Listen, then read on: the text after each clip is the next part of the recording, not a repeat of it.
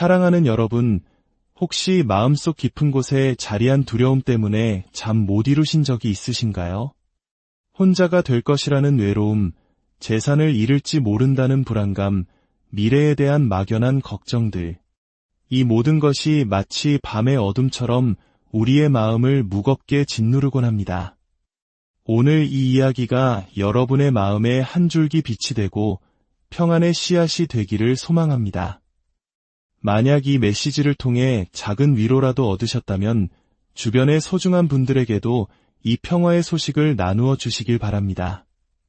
하나님의 은혜가 여러분의 나눔을 통해 더 멀리 퍼져나가길 기도합니다. 우리의 삶은 때로 보이지 않는 두려움에 얽매여 있습니다. 어떤 이는 많은 사람 앞에 서는 것을 두려워하고 어떤 이는 집 밖을 나서는 것조차 힘겨워합니다. 마치 온 세상이 거대한 두려움의 거미줄에 갇힌 것처럼 보입니다. 고통스러운 생각이 들 때마다, 괴로운 기억이 떠오를 때마다, 한밤중에 불안한 생각으로 잠에서 깰 때마다 그것은 마치 가시가 우리의 마음을 찌르는 것과 같습니다. 하지만 바로 그 순간 우리가 기억해야 할 것이 있습니다. 예수님께서 우리를 위해 가시 면류관을 쓰셨다는 사실입니다. 그분은 우리의 모든 고통스러운 생각과 두려움의 가시들을 친히 짊어지셨습니다. 우리가 더 이상 그 가시에 찔리지 않도록 우리를 그 고통에서 자유롭게 하기 위함이었습니다. 생각은 또 다른 생각으로 치유될 수 있습니다. 그리고 하나님의 생각은 사탄의 어떤 생각보다도 위대하고 강력합니다. 그렇기에 우리는 성경 말씀으로 나아가야 합니다. 하나님의 생각을 붙잡고 그것을 깊이 묵상해야 합니다. 특히 아침에 눈을 떴을 때 이사야서 26장 3절의 말씀을 스스로에게 들려주십시오. 주께서 심지가 견고한 자를 평강하고 평강하도록 지키시리니 이는 그가 주를 신뢰함이니이다. 여기서 말하는 평강, 히브리어로는 살롬입니다. 살롬은 단순히 마음의 평화를 넘어선 의미를 가집니다. 그것은 온전함, 건강, 우리의 영과 혼과 육, 삶의 모든 차원에서의 안녕을 의미합니다. 주님은 우리에게 단 한 가지를 구하십니다. 너희는 마음에 근심하지 말라. 어떤 상황에 처해 있든 주님의 살롬이 여러분과 함께하기를 바랍니다. 두려움은 본래 인간을 위한 하나님의 계획에 없었습니다. 이 두려움을 이겨내는 길은 하나님께서 우리를 얼마나 사랑하시는지 깨닫는 데 있습니다. 성경은 말합니다. 사랑 안에 두려움이 없고 온전한 사랑이 두려움을 내쫓나니. 아멘. 혹시 여러분의 기도가 응답받지 못하고 기대했던 결과를 얻지 못하는 이유에 대해 궁금해하신 적이 있으신가요? 어쩌면 오늘 이 이야기가 그 질문에 대한 답이 될 수 있을 것입니다. 특히 스스로 죄를 짓지 않고 주님을 따르려 애쓰는데도 내 삶이 나아지지 않는지 의아해하는 분들이 계실 겁니다. 이것은 아주 오래된 질문과 맞닿아 있습니다. 왜 의인이 고난을 받는가? 바로 욥이 던졌던 질문입니다. 욥은 하나님 앞에서 유로운 사람이었습니다. 그는 믿음으로 하나님께 번제를 드리며 자신과 자녀들의 죄를 속죄하고자 했던 신실한 사람이었습니다. 예수님께서 오시기 전 구약의 사람들은 제물로 바쳐지는 동물을 통해 앞으로 오실 예수 그리스도의 십자가를 바라보았습니다. 희생 제물에 손을 얹음으로써 자신의 죄를 전가했고 그 동물이 대신 심판받는 것을 보며 하나님의 용서를 믿었습니다. 이 모든 것은 세상 죄를 지고 가는 하나님의 어린 양, 예수 그리스도를 가리키는 예표였습니다. 우리는 십자가의 비단에서 살아갑니다. 십자가는 단지 우리의 죄를 용서하고 구원하는 것에서 그치지 않습니다. 우리가 매일 음식을 통해 생명을 얻는 것처럼 영적인 생명과 힘 역시 죽음을 통해 옵니다. 바로 예수 그리스도의 죽음입니다. 그분의 죽으심으로 인해 우리는 영원한 생명을 얻게 되었습니다. 하나님께서는 십자가에서 아들 예수가 이루신 일을 기쁘게 받으셨습니다. 예수님의 보혈은 우리의 모든 죄값을 완벽하게 치렀을 뿐만 아니라 하나님의 모든 공의와 속성을 영화롭게 했습니다. 만약 우리의 죄가 단 하나라도 남아 있었다면 하나님께서는 예수님을 죽음에서 다시 살리지 않으셨을 것입니다. 하나님께서 예수님을 부활시키셨다는 사실이야말로 우리의 모든 죄가 완벽하게 그리고 영원히 용서받았다는 가장 확실한 증거입니다. 제가 아들에게 이런 비유를 들어 설명한 적이 있습니다.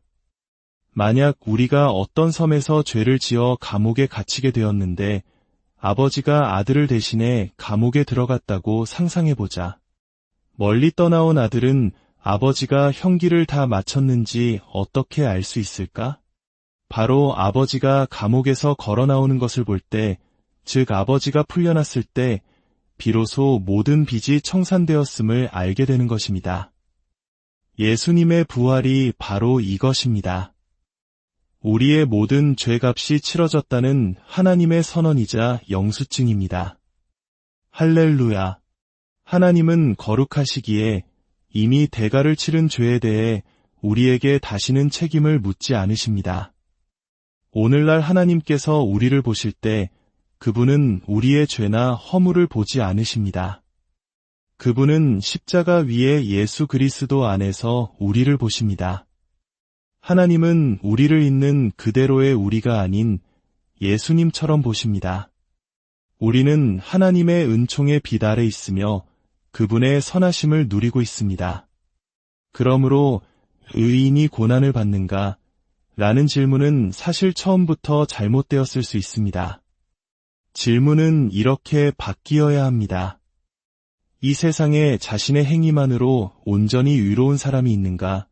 우리는 각자 다른 기준으로 선함을 측정하지만 절대적인 기준은 거룩한 십계명을 주신 하나님께만 있습니다. 마음속의 미움은 살인이며 음욕을 품는 것은 간음이라고 하신 예수님의 말씀 앞에서 우리 중 누구도 자유로울 수 없습니다. 우리 모두는 죄를 지었고 우리 스스로의 힘으로는 의로워질 수 없는 존재였습니다. 하나님께서 그의 아들을 보내신 것은 우리가 모두 지옥으로 향하는 길 위에 서 있었기 때문입니다. 하나님은 우리를 구원하기 위해 아무것도 하지 않으셔도 괜찮았습니다. 그러나 그분은 우리를 너무나 사랑하셨기에 가장 소중한 아들 예수님을 이 땅에 보내셨습니다. 예수님은 인간이 되셨고 멸시와 고통, 배신을 겪으셨으며 마침내 십자가에서 우리의 모든 죄를 짊어지고 죽으셨습니다. 그리고 그 십자가 위에서 이렇게 기도하셨습니다. 아버지, 저들을 사하여 주옵소서. 이것이 바로 하나님의 사랑입니다. 히브리서 2장은 이렇게 말합니다. 자녀들은 혈과 육에 속하였음에 그도 또한 같은 모양으로 혈과 육을 함께 지니셨다고 말입니다. 우리 인간은 혈과 육을 가진 존재입니다. 그러나 천사들은 그렇지 않습니다. 예수님은 천사를 구원하기 위해 오신 것이 아니라 바로 혈과 육을 가진 우리 인간을 구원하기 위해 오셨습니다. 하나님이 사람이 되신 것, 이는 창조주가 피조물의 형체를 입으신 놀라운 겸손이자 은혜입니다. 그분은 우리의 수준으로 내려오셨습니다. 왜냐하면 사랑은 언제나 사랑하는 대상과 함께 있고 싶어 하기 때문입니다. 하나님은 우리와 함께 하시기 위해 우리가 있는 곳으로 내려오셨습니다. 이것이 바로 구원의 원리입니다. 예수님은 우리를 구원하시기 위해 우리의 수준으로 내려오셨습니다. 우리가 자녀들과 진정으로 소통하기 위해 그들의 눈높이에 맞춰야 하는 것처럼 하나님께서는 우리를 사랑하시기에 기꺼이 낮아지셨습니다. 모세의 시대, 이스라엘 백성이 이집트에서 노예로 고통받으며 신음할 때를 기억해 보십시오. 하나님께서는 그들의 기도가 아닌 고통의 신음소리를 들으셨습니다. 그리고 떨기나무 불꽃 가운데서 모세에게 나타나 말씀하셨습니다. 내가 내 백성의 고통을 분명히 보고 그들의 부르짖음을 들었으니 내가 내려가서 그들을 건져내리라. 하나님은 그들의 고통과 하나가 되시기 위해 불타는 떨기나무의 모습으로 나타나셨습니다. 이스라엘 백성들이 불같은 고난 속에서도 결코 소멸되지 않을 것임을 보여주신 것입니다. 광야에서 백성들이 고통받을 때 하나님도 함께 고통받으셨다고 성경은 기록합니다. 그들이 천막에 거할 때 하나님도 성막이라는 천막에 거하시며 그들과 동행하셨습니다. 사랑하는 자녀를 징계할 때 부모의 마음이 더 아픈 것처럼 하나님은 사랑하시기에 우리와 함께 아파하십니다. 여호수아가 거대한 여리고 성벽 앞에서 전투를 준비할 때 주님은 어떤 모습으로 나타나셨을까요? 칼을 빼어든 용사의 모습으로 나타나셨습니다. 백성들이 전사였기에 그들의 하나님 또한 위대한 전사로 그들 곁에 서신 것입니다. 그리고 말씀하셨습니다. 나는 편을 들러온 것이 아니라 이 전투를 인계받으러 왔다. 사랑하는 여러분, 지금 여러분이 어떤 싸움을 하고 계십니까? 결혼 생활의 위기입니까? 건강의 문제입니까? 재정적인 어려움입니까? 그 질병과 싸울 이는 여러분이 아닙니다. 그 싸움은 주님께 속한 것입니다.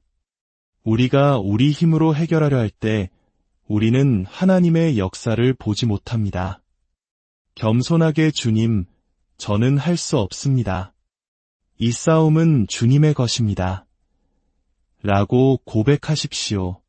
칼을 빼어든 전사 되신 주님께서 여러분의 모든 두려움과 걱정, 불안을 베어버리시는 것을 보게 될 것입니다. 다윗이 골리앗 앞에 섰을 때를 기억하십시오. 그는 외쳤습니다.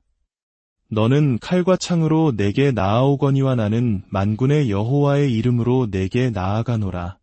전쟁은 여호와께 속한 것인즉 골리앗이 마지막으로 들은 말 중 하나는 전쟁은 여호와께 속한 것이다. 라는 어린 소년의 믿음의 선포였습니다. 사드락, 메삭, 아벳느고가 풀무불 속에 던져졌을 때 그들은 혼자가 아니었습니다. 느부갓네살 왕은 불 속에서 거니는 네 번째 사람을 보았고 그의 모습은 신들의 아들과 같았다고 고백했습니다.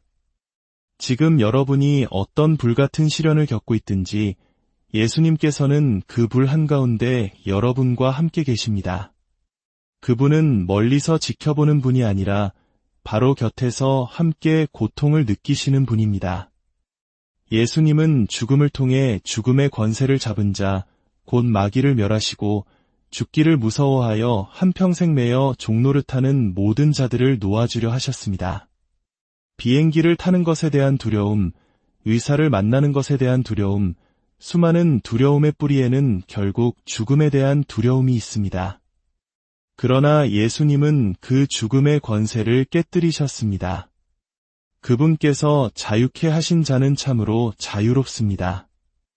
예수님의 이름으로 여러분을 묶고 있는 모든 두려움으로부터의 해방을 선포합니다.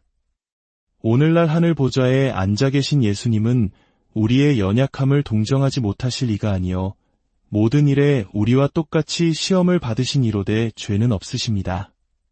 그분은 우리의 고통을 아실 뿐만 아니라 느끼십니다. 공감하십니다. 그분이 우리의 수준으로 내려오셔서 우리의 모든 것을 겪으셨기 때문입니다. 그러므로 우리는 긍휼하심을 받고 때를 따라 돕는 은혜를 얻기 위하여 은혜의 보좌 앞에 담대히 나아갈 수 있습니다. 여러분이 사랑하는 사람이 고통받고 있을 때 해결책을 제시하기보다 먼저 그들의 아픔을 함께 느껴주십시오. 그들이 있는 곳으로 내려가십시오. 그것이 바로 예수님께서 우리에게 보여주신 사랑의 방식입니다. 이제 잠시 눈을 감고 기도하겠습니다. 만약 오늘 처음으로 예수 그리스도를 나의 구주로 영접하기 원하시는 분이 계시다면 마음으로 저를 따라 기도해 주십시오. 하나님 아버지, 저는 죄인입니다.